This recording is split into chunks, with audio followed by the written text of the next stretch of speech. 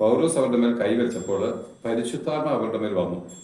അവർ അന്യഭാഷകൾ സംസാരിക്കുകയും പ്രവചിക്കുകയും ചെയ്തു. അത് 19-ാം അധ്യായം, അപ്പോസ്തലർ 19-ാം അധ്യായമാണ്.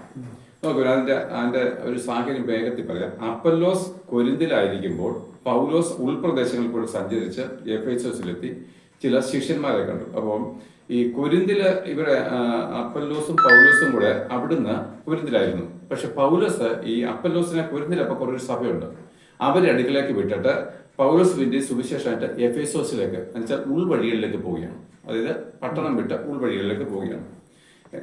അപ്പൊ അവിടെ ചെന്നപ്പോൾ ചില ശിഷ്യരെ കണ്ടു. അപ്പൊ പൗലോസ് ചെല്ലുന്നതിന് മുമ്പ് തന്നെ അവിടെ യേശുക്രിസ്തു വിശ്വസിച്ചിട്ടുണ്ട്. യെരുശലേമിൽ നിന്ന് പിൻവാങ്ങിപ്പോയ, യെരുശലേമിൽ വെച്ചാണല്ലോ പെന്തക്കോസ്ത് അനുഭവം ഉണ്ടായത്. എല്ലാ ജാതികളിൽ നിന്നും എല്ലാ സ്ഥലങ്ങളിൽ വന്ന യഹൂദന്മാർക്ക് അവർ അവിടുന്ന് തിരിച്ചു പോകുമ്പോൾ അവർ പോയിരുന്നത് സുവിശേഷം പറഞ്ഞിരുന്നു. അപ്പൊ ഈ പരിശുദ്ധാത്മ വന്നതിന്റെ ഒന്നാമത്തെ ലക്ഷണം പിന്നെ അവർ സുവിശേഷം അറിയിക്കുന്നുള്ളൂ. ആരെ കണ്ടാലും അവരുടെ രക്ഷയെപ്പറ്റി സംസാരിക്കുന്നുള്ളൂ. അപ്പൊ ഇവരും എന്താണ് ആരോടൊക്കെ സംസാരിച്ചെങ്കിലും ജ്ഞാനമില്ലാതെയാണ് സംസാരിച്ചെങ്കിലും അവർക്ക് ഈ ബൈബിളൊന്നും ഇല്ലല്ലോ അന്ന്. അവർക്ക് പരിശുദ്ധാത്മാ വീട്ടി എടാ ഇങ്ങനെയൊക്കെ ഞങ്ങൾ സ്നാനമേറ്റപ്പോൾ ഇത് കിട്ടിയെന്നൊക്കെ പറഞ്ഞു അവർ വീണ്ടും സ്നാനം വിട്ടു ആ ജനങ്ങൾ. പക്ഷെ ആരുടെ നാമത്തിലാണോ എന്നൊന്നും അവർക്ക് മനസ്സിലായില്ല. അവർക്ക് പരിശുദ്ധാത്മനെ അതുകൊണ്ട് കിട്ടിയതുമില്ല. അപ്പോൾ അങ്ങനെ എഫെസോസിലേക്ക് പോകുമ്പോഴാണ് ചില ശിഷ്യന്മാരെ കണ്ടു. അവരോട് നിങ്ങൾ വിശ്വസിച്ച ശേഷം പരിശുദ്ധാത്മാവിനെ പ്രാപിച്ചോ എന്ന് ചോദിച്ചു. അപ്പം ഇവരെ കണ്ടുടനെ ഇപ്പൊ ഞാനിപ്പം ചോദിക്കും, സാർ രക്ഷിക്കപ്പെട്ടാണോ? അപ്പൊ പൗലോസ് ചോദിക്കുന്നു, ഇതന്നെ ചോദ്യം, നിങ്ങൾക്ക് പരിശുദ്ധാത്മാവിനെ കിട്ടിയോ? നിങ്ങൾ യേശുക്രിസ്തുവിൽ വിശ്വസിക്കുന്നുണ്ടോ? അപ്പോൾ യേശുക്രിസ്തുവിൽ വിശ്വസിക്കുന്ന ഒരാൾക്ക് എന്താ കിട്ടേണ്ടത്?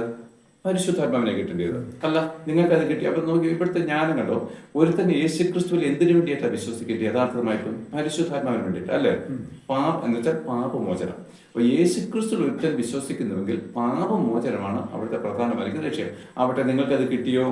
അപ്പോഴവർ പറയുകയാണ്, അങ്ങനെ ഒരു കാര്യം പോലും ഞങ്ങൾ കേട്ടിട്ടില്ല. അപ്പൊ നമ്മൾ കഴിഞ്ഞ ദിവസം സംസാരിച്ചപ്പോൾ ഷണ്ണനോട്, എത്യോപ്യക്കാരൻ ഷണ്ണനോട് പറഞ്ഞപ്പോൾ അവരുടെ സ്നാനം ഉൾപ്പെടെ സകലതും ഫിലിപ്പോസ് പറഞ്ഞു. അതുകൊണ്ടാണ് പറഞ്ഞത്, ഇതാ വെള്ളം, ഇനി എന്നെ സ്നാനത്തിന് വിളിക്കുവാൻ ആദ്യം ആ സ്നാനം വെക്കുന്നതിൽ എന്തെങ്കിലും തടസ്സമുണ്ടോ?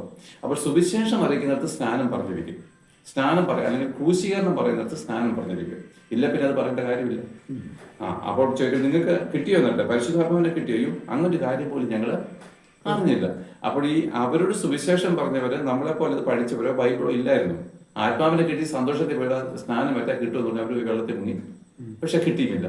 കാരണം അവര് ആ യഥാർത്ഥമായിരിക്കുന്ന അറിയാതെയാണ് മുങ്ങിയത്.